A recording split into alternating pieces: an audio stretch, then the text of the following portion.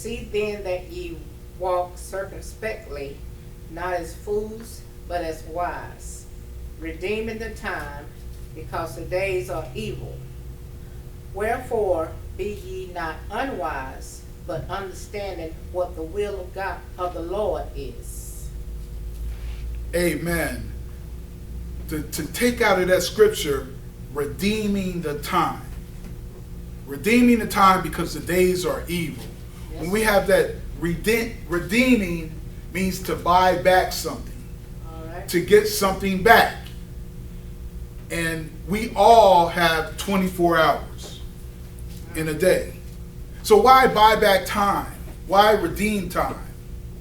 I would say time, our valuable resource, must be redeemed because you can't get it back. So that means we must accomplish what we need for today so that we don't carry on tomorrow what we should have did yesterday. All right.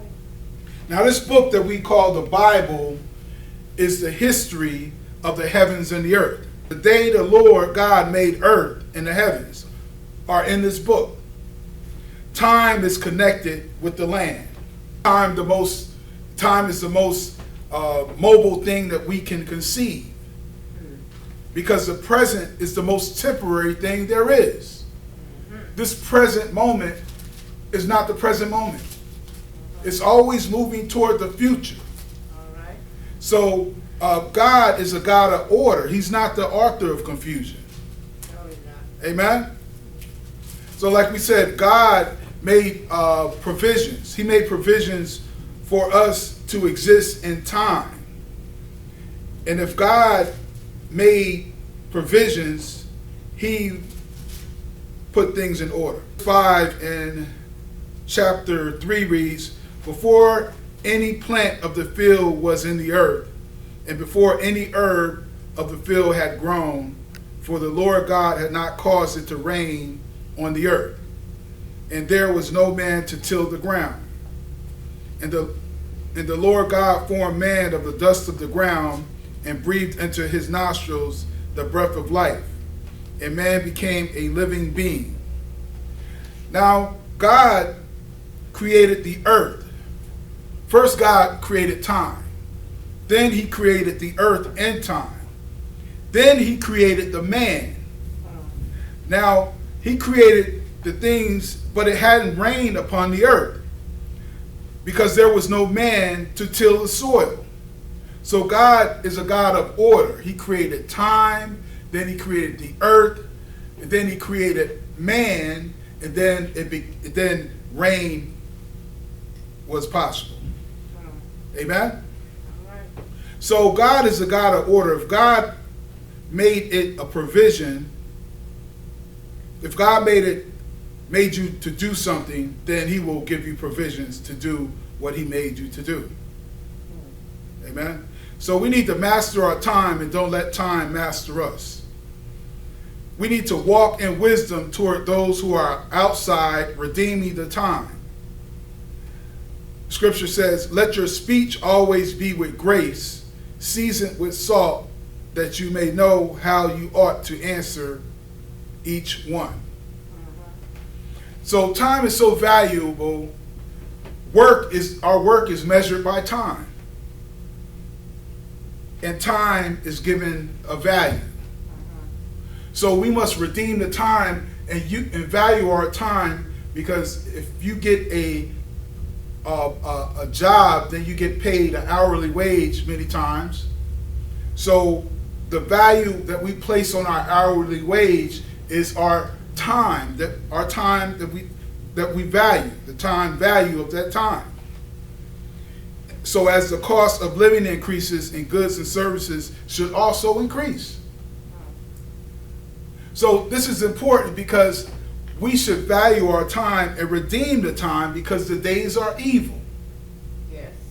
It didn't say the days are bad, it says the days are evil. Because many times we have good days and many times we have bad days, but the days are evil because Satan is in time. The devil, our enemy, is in time. We have been created in time, and the devil is in time here with us, causing all types of havoc. Yes. So as he tries to destroy, to kill, and to steal, then we must use that time to beat him back. We must place a value on our time and don't be devalued. See, the enemy wants to devalue you. He wants to say that you're nothing. He wants to say that you are a lost cause. But you are very valuable to God. Yes. So we shouldn't diminish our worth in time. Amen? Amen. So we must increase our value by being the master of our time. Because if you don't master your time, then your time will master you. If you don't, that could go for a lot of things. If you don't master your emotions will master you. And it's all about mastery. God has placed us here to be masters of our time. Amen. He's given us a body. Our body is our temple, to master our temple. Amen. Because evil is all around us. So we must be able to walk through this earth, mastering our time, and not be fazed by the enemy and his entanglements. Yes. So don't waste your time with false narratives, and we should always seek the truth. Amen. And become free to liberate ourselves from the entanglements of sin. Yes. Everything that besets us, many things that besets us, causes us to devalue ourselves and go in another way that God wants us to go. And many times we are influenced by people. We are influenced by movements. We are influenced by situations.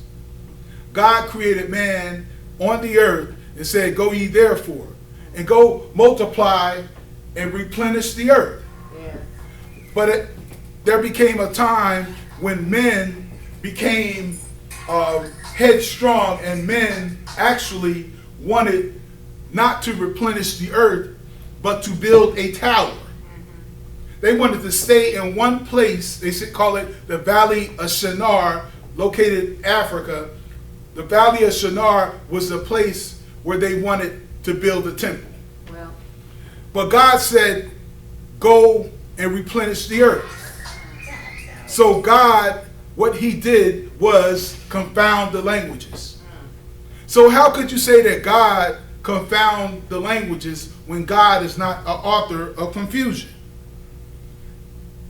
Because they were out of alignment. They went against God. So when you go against what God has for you in your life, if you go against that, you open yourself up for confusion. Yet God is not the author of confusion. No, he's not. Amen? Amen. So we need to place a value on our time and to use our time in proportion to that value. Yes. We are living in evil days because we have many who have malicious intent in their heart. So we must be wise. We will walk wisely, like the scripture says, redeeming the time because the days are evil. Yes. Amen. So my prayer is for Jesus to help me to see, to help you to see what God sees. What God sees in you, the true value that God sees in you. For you were created for a certain purpose, for this time that you're in now. Yes. So we need to be moving toward that purpose and not stagnant in our time. We need to be redeeming the time, buying back the time. But this world has designed many things to capture your time. We can get lost on different things on social media. We can get lost on television programs. There's so many things to get lost in your time. Yes. But we need to buy back our time and master our time. Because if we do not master those things that's trying to get our time will end up mastering us. Well. And yet we can accomplish things much quicker when we master our time. Yes. Time is not the enemy. Time cannot be mastered unless we first master ourselves. All right. And achieve our God-given goals. Now, repetitively over and over, we must use our time. We must use our time times our goals to make achievement. Your goals and your time equals achievement. All right. Your goals, you must have a goal. And in that goal, you must insert time to that goal. Effort, time to achieve. And then when you achieve that thing, then you must put that under your belt to get another goal. And it's a process. You keep building upon, going from faith to faith. Amen. Going from a weaker point in life to a stronger point in life. Don't you know many people who are much younger than others, they can achieve much more at a younger age because they do things differently. They redeem their time. So we shouldn't get jealous or upset because we see someone advancing because we don't know what the time they put in. Come on. Because while many of us are sleeping, many people are up late at night reading scriptures, praying, doing the things, working, paying off bills, paying off credit cards. Well, eating tuna fish so they not going out so they can pay off this bill. They have a goal. Amen. All right. So God wants you to be adroit. He wants you to be a master of your time. Yes. Amen. I believe God gave me this today to say, master your time or your time will master you. It's so important for this time we're in right now, to master our time. To say, okay, I'm not just going to lay around a whole day, but yet you have goals. Amen. You can do something toward that goal. Amen. So we want to be put value on our time and use our time wisely. Amen. Walk in wisdom. All right. Walk in wisdom is equated to redeeming the time.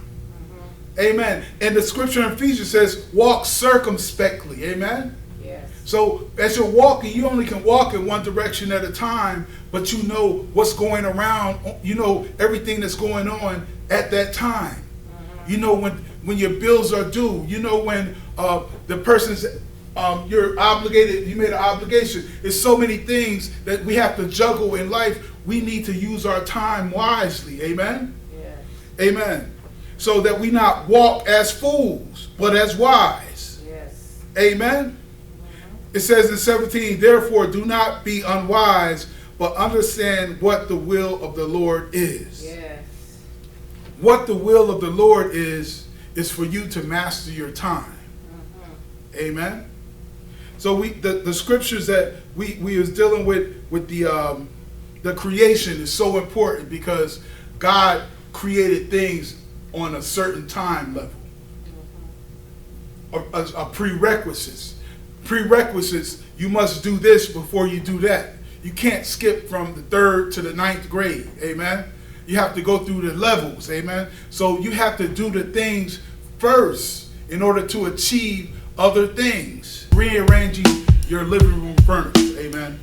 Sometimes you rearrange your furniture and you're tired of seeing the couch in one area. So you say, I'm going to move the couch to this other area. But in order to move that, you have to move the rug. You have to move a whole bunch of stuff to get it out the way. And it looks like it's confused. And somebody might knock on your door. And then they come in. If you let them in, they come in and they see a big confused mess. Amen. That's how many of our lives are. We're in the middle of rearranging our lives. Amen. But once we got that furniture and we're moving it around, we need to finish our plan, finish our goal of how we want our house to look, our living room to look. So many times people catch you when you're rearranging. And they have that impression of you. They have that impression that this is the way you are. And it looks like a confused mess. Amen. Many of us, if you take a snapshot of our lives right now, it looks like a confused mess. But God's not finished with us. God is not finished with you because He wants you to be the goal. So don't let somebody else's waggy mouth or somebody else pass judgment on you when you're in the middle of being arranged. Amen. And you're always in the middle of being where God wants you to be if you acknowledge God in your ways. Yeah. If you're following God, you will make it to where he wants that furniture to be, where he wants your life to be. Amen? Because he did not cause it to rain upon the earth until he created a man. Yeah. Because there wasn't no one to till the soil. So just like our lives, we must stay on the course where God has ordained for our lives. Yes. Amen. And it's many temptations. We may switch down to a wrong path in the middle of rearranging. We might listen to a wrong voice. We may get caught up, but we must not remain in that situation. If we fall, we must get up and dust ourselves off. The scripture says a righteous man falls 7 times, or a woman, but she gets up on the 8th. So we cannot remain stagnant. We cannot remain using our time as fools. All right. Amen? So we need to know that time is not our enemy. Time is our friend. Time is our friend if you use it wisely. Amen? Amen. So we just want to leave this message with you. You cannot be a master of time unless you master yourself. So we need to master our body, master our temple, amen. Master what God has given us upon this earth. So we just thank God for you today. We're saying master your time, amen. It's so important to be a master of your time and become what God wants you to be. Yes. Because if you don't master your time